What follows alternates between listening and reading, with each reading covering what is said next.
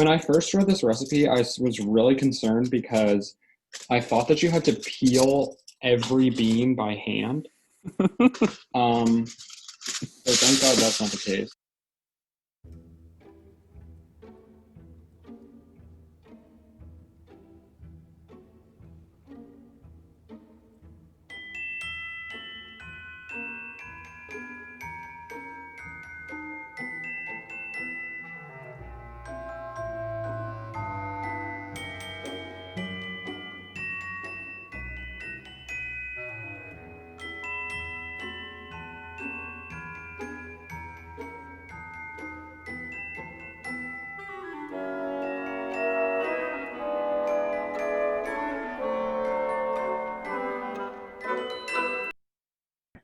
Hi everyone, this is Carver High School's PIH Engage Club. Today we'll be making Sierra Leonean Oleleh, which is a bean and salmon custard type thing. It should be pretty delicious. My name is Kai.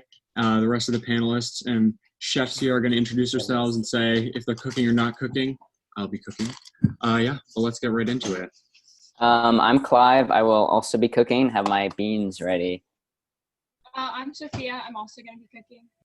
I'm Ewan, and I'm not going to be cooking, but I'll just be spectating and hopefully entertaining somehow.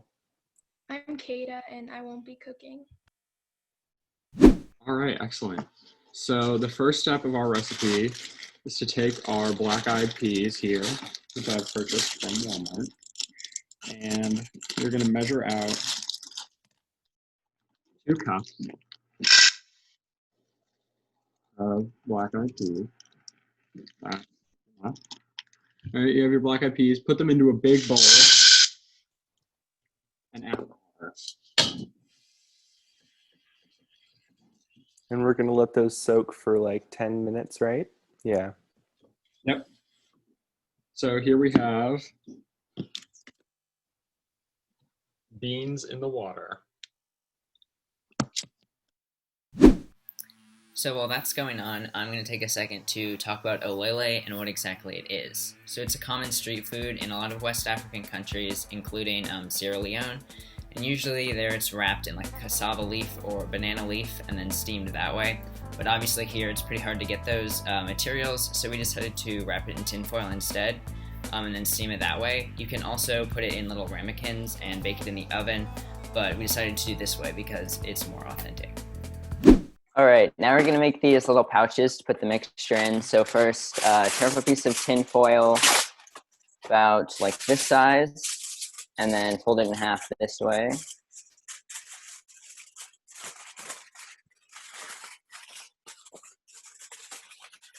Now that it's sort of like a book, you're going to fold this end over here, over 2 times.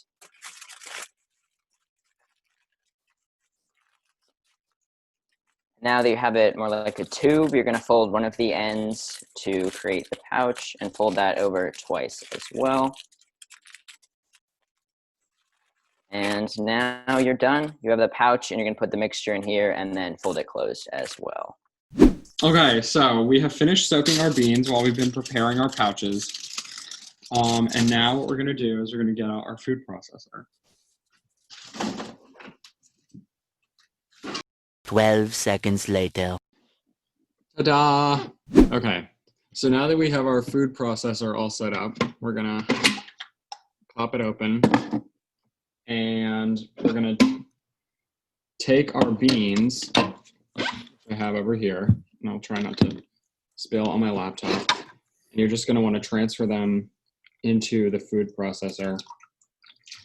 Hold on. Take your beans, which I'll try not to spill on my laptop, and you just want to transfer them to the food processor. Don't pour it all the way in because you don't want too much water at this phase of the process, but you do want a little bit of water. So I'm going to take a little bit of that nice bean water from my pot right here, or sorry, bowl, and I'm gonna just add a little bit of water to the food processor. Okay. So now what we're gonna do is pulse the beans a few times. Right here, we got the pulse, in order to just kind of loosen the skins a little bit. So you're not blending the beans all the way yet. You're just trying to kind of get the skin off of the beans, if that makes sense. Okay, so I'm gonna mute myself so that you guys don't have to listen to this food processor, but it should not take very long.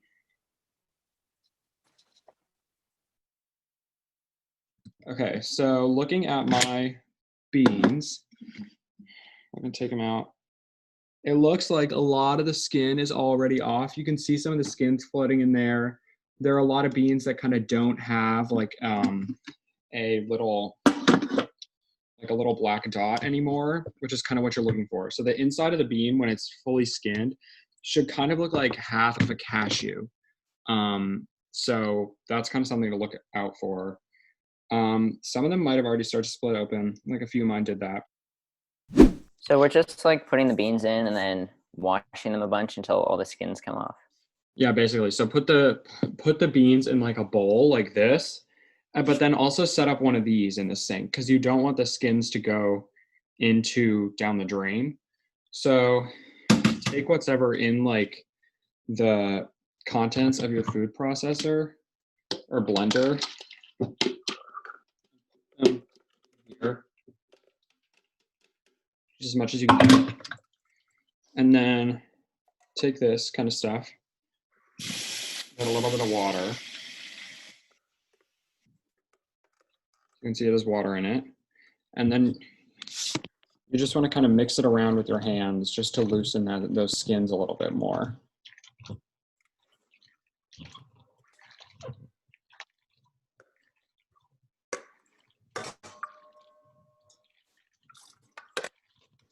What I'm doing, it's like a bit of a grinding motion almost. We kind of manipulated the beans with our hands. We're going to take the water that's the beans have been soaking in and just kind of dump it out into this strainer that I have set up in the sink over here.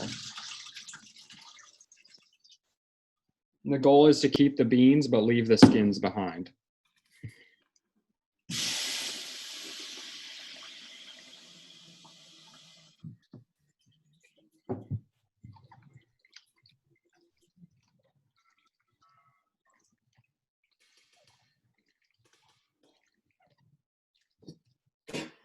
So I think now we might want to talk a little bit about kind of why we are interested in PIH Engage and like the work of Partners in Health. So I started getting involved in Partners in Health Engage when I was a junior, actually.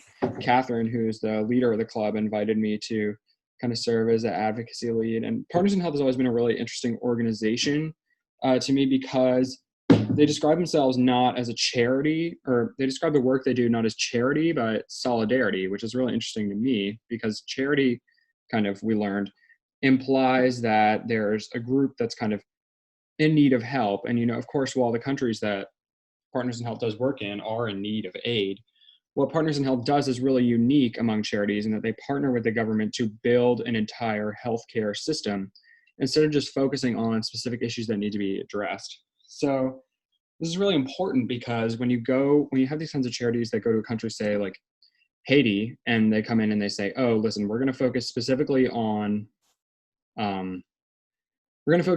people who need glasses or people who have diabetes. That's great, and that work is well and good and it's beneficial, but it doesn't do anything to actually build a functional healthcare system where, you know, people can go to one place for all their needs, which is what you really need.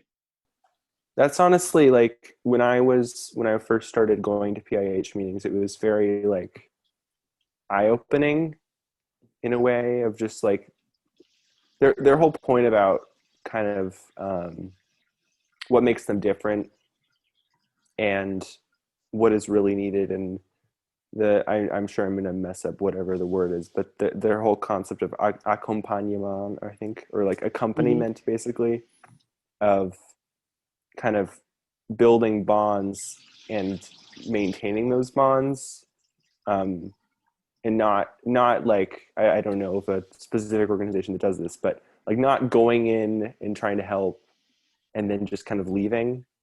Like their whole thing is they want to build relationships and kind of maintain them as is needed or wanted.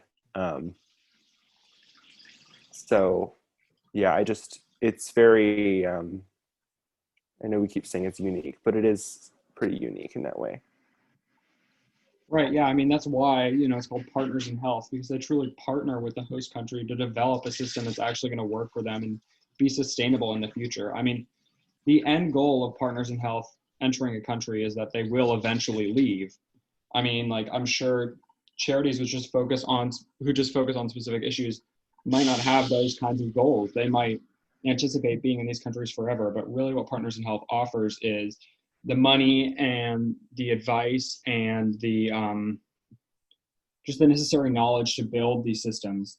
So, like, for example, in one of the in Haiti, which was the original country that they worked in, actually, they built a teaching hospital, which is kind of interesting because you don't see many charities or many charitable organizations, I'll say, sorry, charity, not solidarity, that build teaching hospitals and stuff like that. And that's really important because what they're doing is they're training the next generation of Haitians to work in their own healthcare system, which is just kind of unique among lots of countries who might not have the most functional healthcare systems. Okay. All that aside, my beans have been completely de-skinned. So for the next step, we're going to put our beans into the blender or the food processor and then add a half cup of water, and we're going to blend them into a paste this time.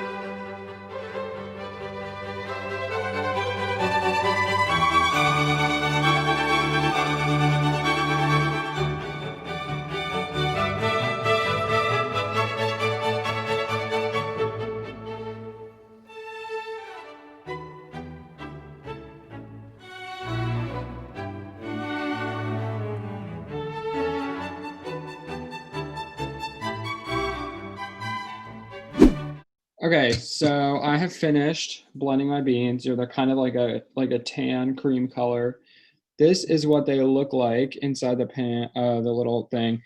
And if you see, if I have like them on my fingers, like they stick. So this is almost like the texture of like chunky peanut butter, or like I'm not really sure, but this is like a good, and it's a little wet. It's pretty moist.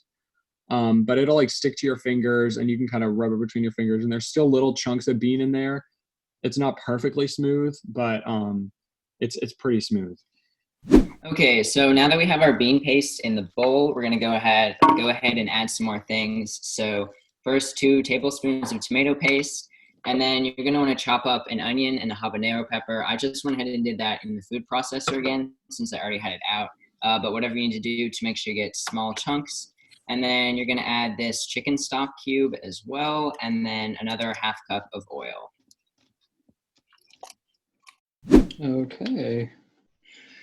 And now I have my tomato paste, my onion, and I'm going to add a little bit of olive oil, half cup. I added a couple of extra seasonings, just a little bit of cayenne pepper and some garlic powder, just for added flavor. You don't have to do that. Now I'm just going to kind of thoroughly mix the ingredients together until all the olive oil is incorporated and it's all uniform color, so there's no more pockets of red from the tomato paste.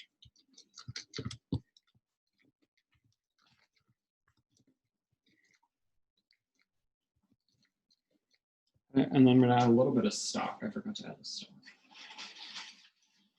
I'm going to season with a little bit of salt So I think it is going to need a fair amount of salt.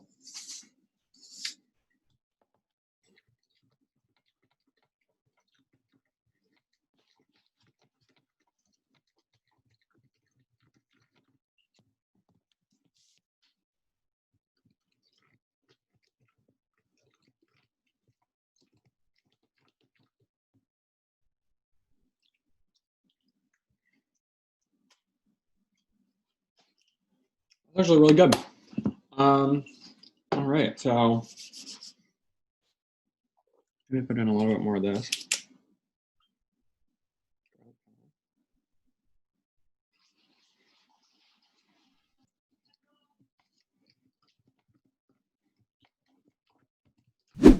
Okay, so this is kind of what my finished product looks like. It's a little more like gloppy now that it has the oil and the stock and all that in it. But overall, it tastes pretty good. It has a nice seasoned, salty flavor, which we love. Now that we're done with our mixture and it's the right texture and everything like that, we're going to go ahead and add our last ingredient, which is some salmon. So you're going to need 2 fillets, and then you're going to start cutting it into strips, and then you want it into cubes about like this size, so super small, so they can go into the mixture. So just go ahead and cut all that up.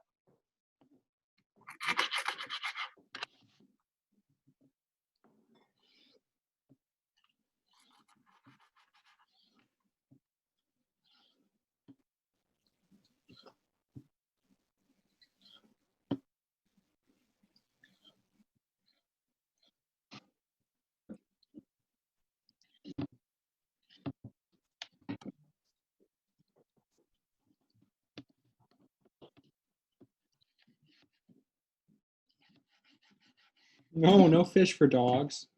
Get out.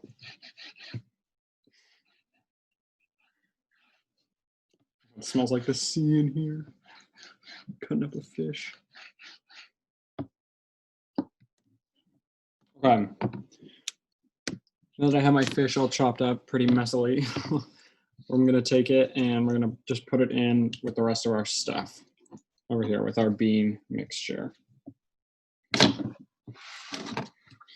And you're just going to gently mix.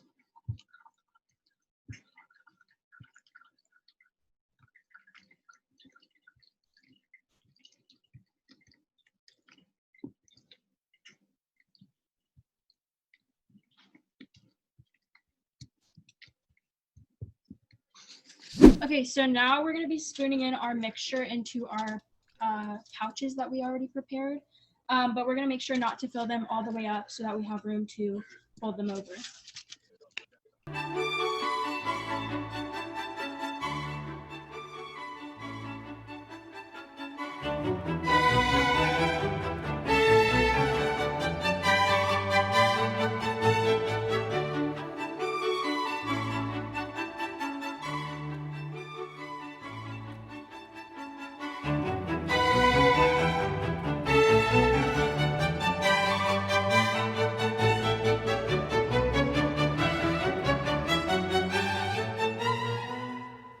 So how exactly does the steaming work? I forgot.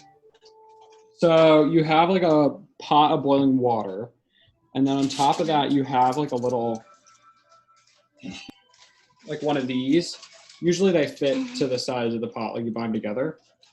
Okay.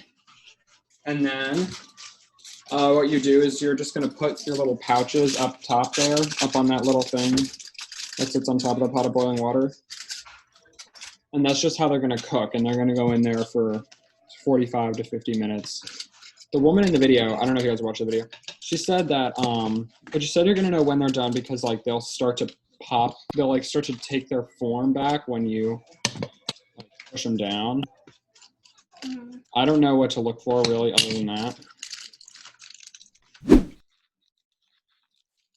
Okay, so I have all my olele in little pouches like this. They were put into the top of this open packet. So we spooned the mixture inside here. You can see it in there. And then we folded this over. And I have about 5 of these, but your mileage may vary just kind of based on how many beans you use, how much of each ingredient you use, and also how large your foil packets are. So mine are kind of on the larger side. The woman in the recipe that we used to make this video, she made about 8, but hers were definitely much smaller than ours. And so now what we're gonna do is we're gonna steam these for 45 to 50 minutes. So I'll come over to my steamer and we can take a look at that. So there we go. Let's see when we get.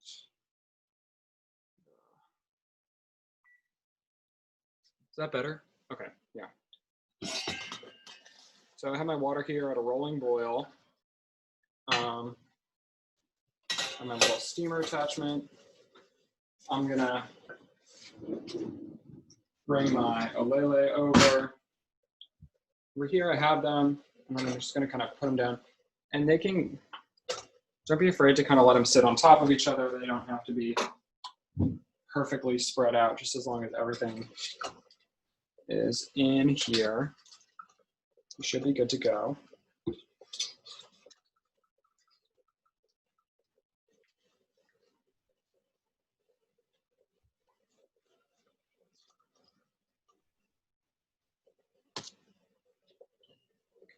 I'm going to seal mine up, and I'm going to set a timer. Not that.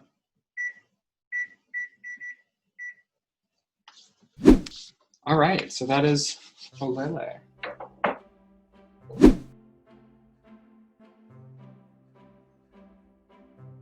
This is my first year in PIH, but I've learned so much about the disparities in healthcare and how in places like Sierra Leone, people don't have access to the high quality healthcare that they deserve. And something that really stood out to me about PIH almost immediately was their emphasis on social support. And they believe that good healthcare goes far beyond just medical care. So if they have a patient that's receiving tuberculosis medication, which is extremely difficult to take on an empty stomach, they make sure that they have enough food at home so that they can take this medication comfortably and continue to make progress and recover. And I think that this is so unique, and it's honestly what makes PIH so special to me and why I wanted to keep learning more about the work that they do.